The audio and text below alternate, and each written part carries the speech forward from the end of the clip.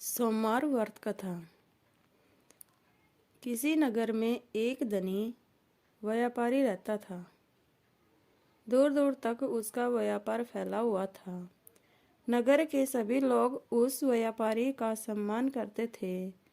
इतना सब कुछ संपन्न होने के बाद भी वह व्यापारी बहुत दुखी था, क्योंकि उसका कोई पुत्र नहीं था, जिस कारण अपने मृत्यु के पश्चात व्यापार के उत्तराधिकारी की चिंता उसे हमेशा सताती रहती थी।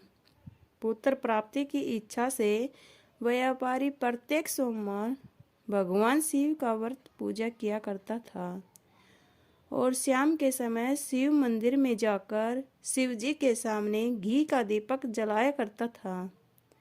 उसकी भक्ति देखकर माँ पार्वती प्रसन्न हो गई और शिव से उस व्यापारी की मनोकामना पूर्ण करने का निवेदन किया। भगवान शिव बोले, इस संसार में सबको उसके कर्म के अनुसार फल की प्राप्ति होती है। जो प्राणी जैसा कर्म करते हैं उन्हें वैसा ही फल प्राप्त होता है। शिवजी द्वारा समझाने के बावजूद माँ पार्वती नहीं मानी और उस व्यापारी की मनोकामना पूर्ति हेतु वे शिवजी से बार बार अनुरोध करती रही। अतः माता के आग्रह को देखकर भगवान भोलेनाथ को उस व्यापारी को पुत्र प्राप्ति का वरदान देना पड़ा। वरदान देने के पश्चात भोलेनाथ माँ पार्वती से बोले, आपके आग्रह पर मैंने पुत्र प्राप्ति का वरदान तो दे दिया है, परंतु इसका यह पुत्र 16 वर्ष से अधिक समय तक जीवित नहीं रहेगा। उसी रात भगवान शिव उस व्यापारी के संपन्न में आए और उसे पुत्र प्राप्ति का वरदान दिया और उसके पुत्र के 16 वर्ष तक जीवित रहने के भी बात की। भगवान के वरदान से व्यापारी को दुखी तो हुई, लेकिन पुत्र की अल्प आयु की चिंता ने उस खुशी को नष्ट कर दिया। व्यापारी पहली के तरह सोमवार के दिन भगवान शिव का विधिवत व्रत करता रहा। कुछ महीनों के बाद उसके घर एक अति सुंदर बालक ने जन्म लिया और घर में खुशियां ही खुशियां भर गई। बहुत धूमधाम से पुत्र जन्म का समारोह मनाया गया, परंतु व्यापारी को पुत्र जन्म की अधिक खुशी नहीं हुई, क्योंकि उसे पुत्र की अल्प आयु के रहस्य क्या पता था। जब पुत्र 12 वर्ष का हुआ तो व्यापारी ने उसे उसके मामा के साथ पढ़ने के लिए वाराणसी भेज दिया। लड़का अपने मामा के साथ शिक्षा प्राप्ति हेतु चल दिया। रास्ते में जहाँ भी मामा भांजे विश्राम हेतु रुकते, वहीं यज्ञ करते और ब्राह्मणों को भोजन कराते।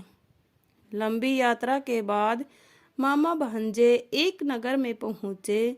उस दिन नगर के राजा की कन्या का विवाह था, जिस कारण पूरे नगर को सजाया गया था।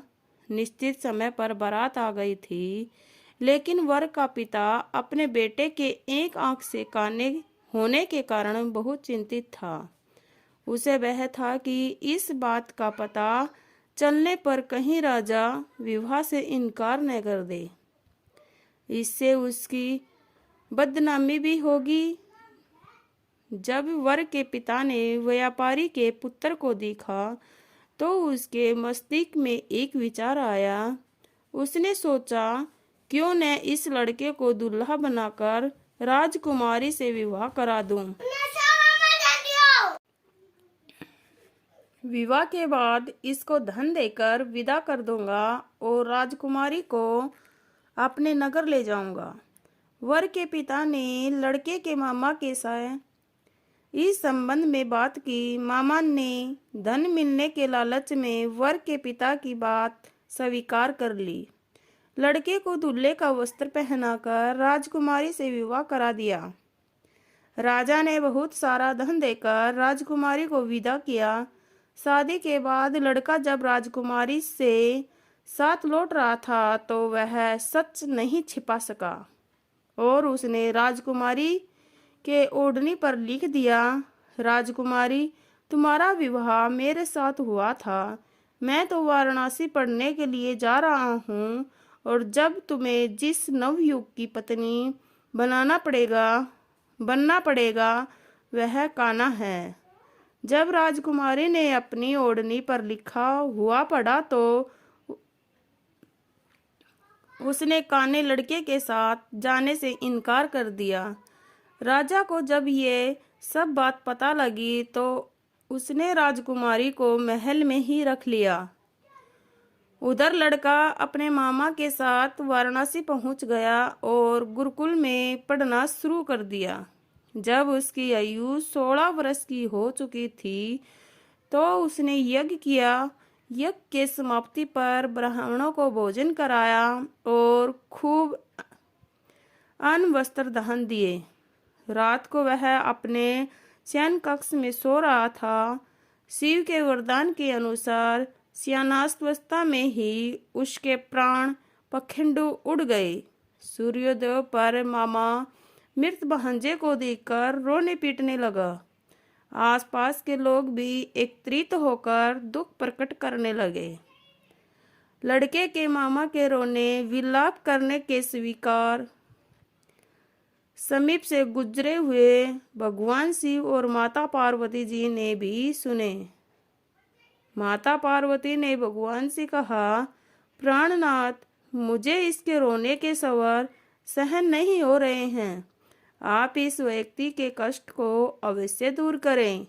भगवान शिव ने माँ पार्वती के साथ अदृश्य रूप में समीप जाकर देखा तो भोलेनाथ माता पार्वती से बोले, यह तो उसी व्यापारी का पुत्र है जिसे मैंने 16 वर्ष की आयु का वरदान दिया था।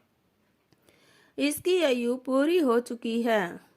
माँ पार्वती ने फिर भगवान शिव से निवेदन कर उस बालक को जीवन देने का आग्रह किया। माता पार्वती के आग्रह पर भगवान शिव ने उस लड़के को जीवित होने का वरदान दिया और कुछ ही पल में वह जीवित होकर उठ गया। शिक्षा समाप्त करके लड़का मामा के साथ अपने नगर की ओर चल दिया। दोनों चलते हुए उसी नगर में पहुंचे जहां उनका विवाह हुआ था। उस नगर में भी यज्ञ का आयोजन किया। समीप से गुजरते हुए नगर के राजा ने यज्ञ का आयोजन देखा और उसने तुरंत ही लड़के और उसके मामा को पहचान लिया। यज्ञ के समाप्त होने पर राजा मामा और लड़के को महल में ले गया और कुछ दिन उन्हें महल में रखकर बहुत सा धन, वस्त्र आदि देकर राजकुमारी के साथ विदा कर दिया। इधर भूखे प्यासे रहकर व्यापारी और उसकी पत्नी बेटे की प्रतीक्षा कर रहे थे।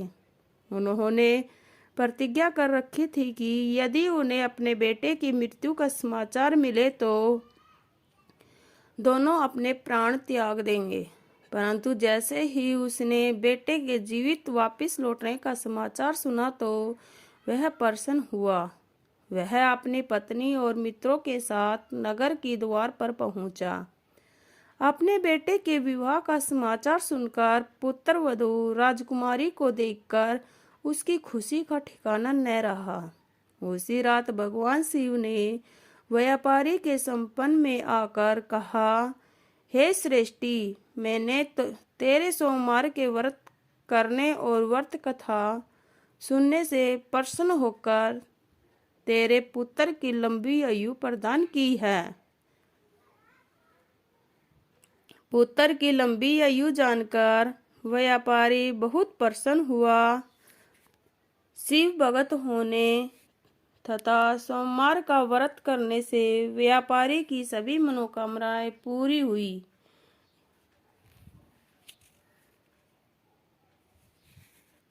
इसी प्रकार जो भगत सोमवार का विधिवत व्रत करते हैं और व्रत कथा सुनते हैं, उनकी सभी इच्छाएं पूरी होती है।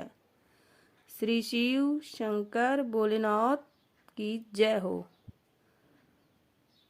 Thank you.